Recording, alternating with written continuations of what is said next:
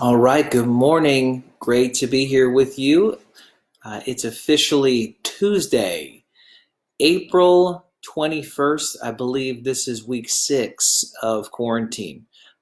Much of life is beginning to run together in terms of days and weeks. Kind of joking, but you might be able to hear the coffee brewing in the background. I already have one cup made right here in my trusty Cardinals tumbler. Nice little hazelnut blend for you this morning. Guys, thanks for being here. Like I said, it's week 6, and lots of events are unfolding right now. And I want to encourage you to be wise. I want to encourage you to be safe. Be someone who's prayerful right now. The state of Georgia, as of this coming Friday, is beginning to lift its shelter-in-place recommendations. And so whether you agree with that or not really isn't the point of this video this morning, but rather I just want to start off by encouraging you to be wise and to be smart. There is a tendency when you have been without something to then run to it in excess. And right now, as it pertains to virology and viruses, etc., we still want to be wise and still want to be smart. That being said, we're in Mark chapter 2 today. Typical fashion, I'm sitting here this morning drinking my coffee. And if you're watching on YouTube, love having you with us. Same thing with Facebook. But what we're doing is we're cruising through the book of Mark each day, and that's what's going on. Just a little bit of encouragement for you. The purpose of this is not to give you theology lessons. It isn't to make you a Bible scholar. It's to just encourage you during the week and give you a moment to just get in the Bible each morning and get in the scriptures. So that's what we are doing today. That being said, here's what I also want to encourage you to do today. You know what? Actually, I'm going to pause on that. I'm going to bring that up at the very end. Let's get to Mark chapter 2. Can we do that? It's one of my favorite stories in all of the Bible. So here's where we're at. Mark 2, verse 13. Jesus went out again beside the sea. The whole crowd was coming to him, and he was teaching them. Then passing by, he saw Levi, the son of Alphaeus, sitting at the toll booth, and he said to him, "Follow me." And he got up, and he followed him. While he was reclining at the table in Levi's house, many tax collectors and sinners were eating with Jesus and his disciples, for there were many who were following him. When the scribes who were Pharisees saw that he was eating with sinners and tax collectors, they asked his disciples, "Why does he eat with tax collectors and sinners?" When Jesus heard this, he told them, "It's not those who are well who need a doctor, but those who are sick. I didn't come to call the righteous, but sinners." Now, one of the just kind of background pieces of information on Mark chapter 2 is just this thing with Levi. Levi has the name Levi because somebody in his family would have been a Levite from one of the 12 tribes of Judah. A Levite. A Levite was somebody who took care of the temple, who was leading all of Israel in worship. Levites were in charge of basically creating the environment where all of Israel worshiped God. It's a huge deal. And so when Matthew, or as you read about him here in the book of Mark, his name is also Levi. If he's sitting at a tax collector's booth, he has literally wandered as far as he possibly could from the lineage of his family. Imagine, like, if you grew up like I did in the 80s, the PK, the pastor's kid, right? Levi, also known as Matthew, is a tax collector, which is the furthest possible thing you could be from following Jesus, okay? Or, following God, having a relationship with God. And so this is where we find Levi. Somehow, somewhere, he has wandered from what his family used to do and is doing the exact opposite. Crowds are following Jesus. They're loving him. They're eagerly waiting what he's going to do next. And so Jesus, in classic Jesus fashion, just strolls over to the tax collector's booth. Everybody would have known who Levi is because everybody would have been taxed by this guy, and they would have been done so unfairly.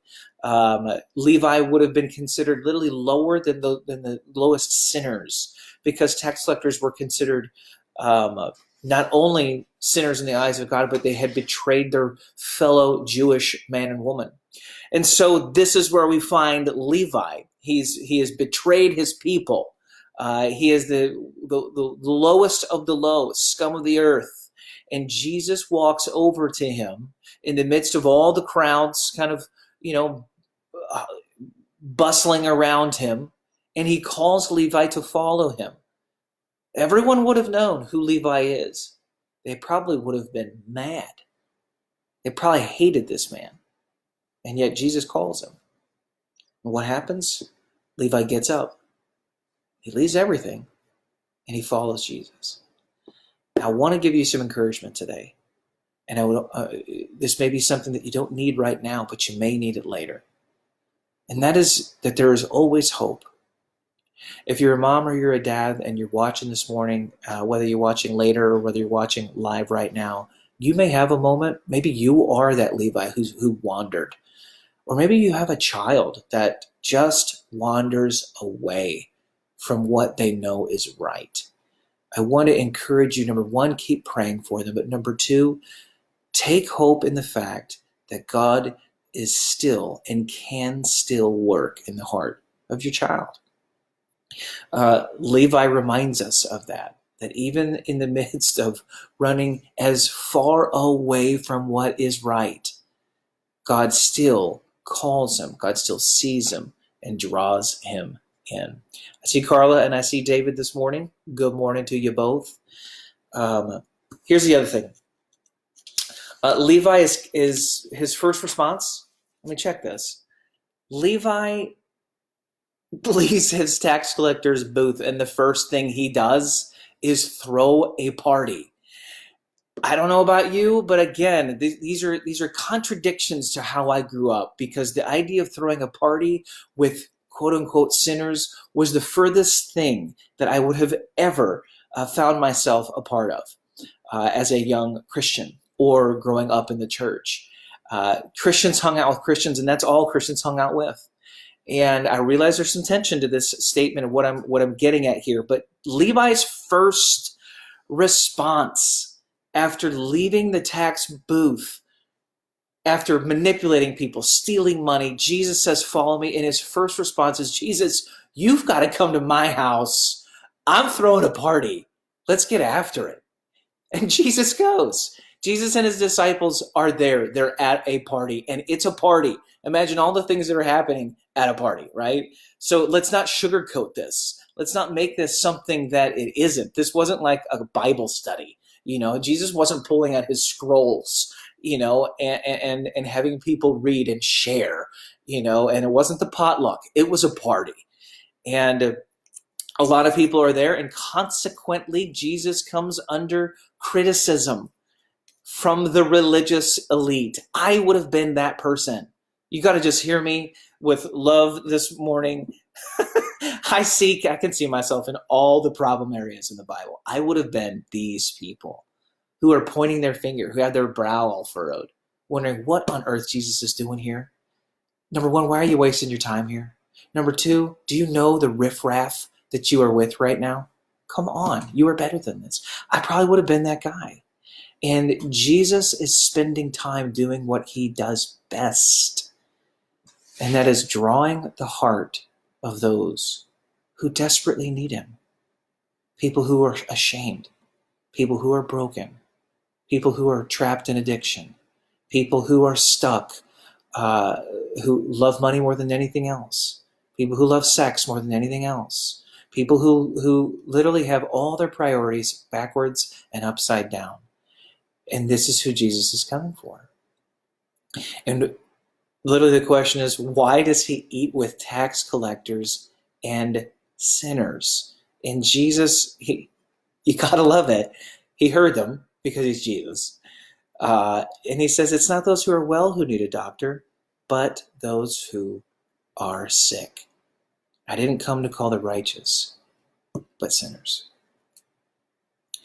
Jesus did not come to call the righteous. He came to call everybody, but understand, if in your own eyes you are righteous, there is going to be a problem between you and the call that Christ is offering, because you won't need it.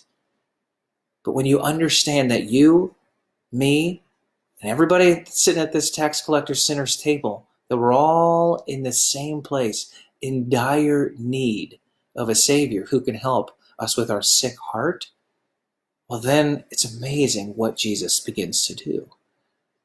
But his calling is not for the self-righteous. It's not for those who have it all figured out.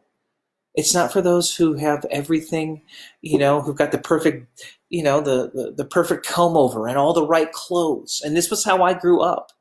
You didn't come to church unless you had it all together, as if you were supposed to get it all figured out before you got to church. How does that even make sense?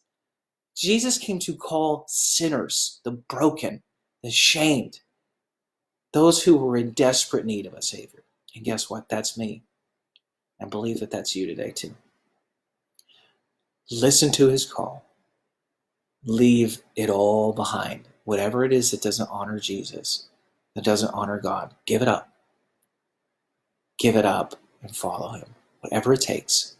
Leave the tax collector booth today and follow him. The perfect comb over. I see that, Carla.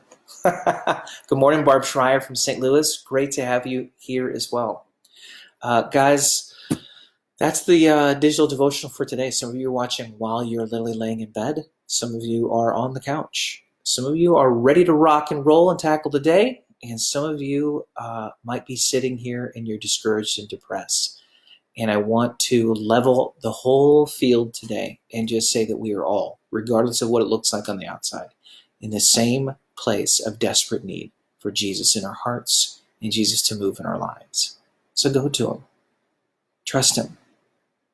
And if you have somebody in your life that's a Levi, in the sense that's wandered away, maybe it's your own child, don't give up hope. Keep praying for him. God is still working. God is on the move. He is the God of the impossible. Have a great Tuesday. Enjoy, or maybe not enjoy, but be wise, be smart, be safe in week 6 quarantine. Love y'all. See you tomorrow.